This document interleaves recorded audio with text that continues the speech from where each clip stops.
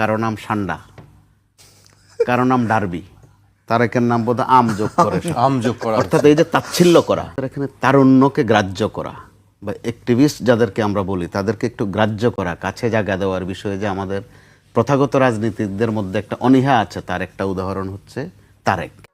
অথবা আমি যদি নাম বলি আরো এনসিপির যে নেতারা যারা বৈষম্য বিরোধী ছাত্র আন্দোলনে ছিল, আপনি তাদের বিষয়ে কিন্তু এরকম একটা খেয়াল আছে যে আপনি খেয়াল করে দেখেন তাদের কারো নাম সান্ডা, কারো নাম ডার্বি, তারেকের নাম বোধ আম যোগ করে আম যোগ করা, অর্থাৎ এই যে তাচ্ছিল্য করা।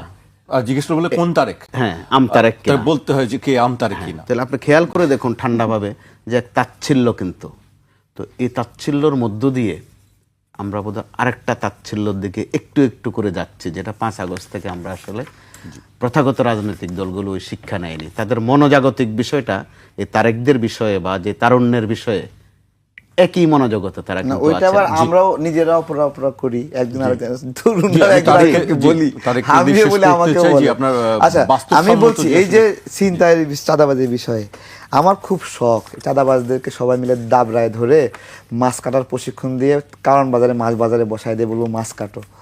সেটা কি করবে তারা? হ্যাঁ হ্যাঁ, এটা তো পরিশ্রমের কাজ। করতে হবে, না করলে দৌড়ের উপর থাকবে, একবার সোজা বিষয়।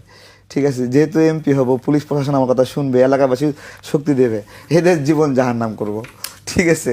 দ্বিতীয় প্রতিশ্রুতি, আমাদের এখানে প্রচুর কর্মজীবী নারীরা ছোট বাবুকে ঘরে রেখে কাজে যেতে হয়, তার বাবুরা তালা দিয়ে রেখে যায়, যে কোনো সময় আগুন লাগতে পারে, দুর্ঘটনা ঘটতে পারে, গ্যাস বিস্ফোরণ হতে পারে। এখান থেকে মুক্ত দেওয়ার আমার জন্য একটা খুব ইচ্ছা আছে, প্রত্যেকটা ওয়ার্ডে একটা করে শিশু কেন্দ্র করব।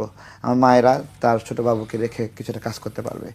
আর খুব করে দেখছি এখন যে মুক্তিযুদ্ধ নিয়ে খোঁচায় খোঁচায় কথা বলে আকারে ইঙ্গিতে, যখন যে মুক্তিযোদ্ধারা বেঁচে আছে, যারা মারা গেছে আল্লাহর রাস্তে, যারা বেঁচে আছে তার জীবদ্দশায় যখন স্বাধীনতার বিরুদ্ধে, মুক্তিযুদ্ধের বিরুদ্ধে নতুন করে ইতিহাস বিকৃতিকর কথাবার্তা বলা হয়, তাদের মানসিক অবস্থা কি হয়?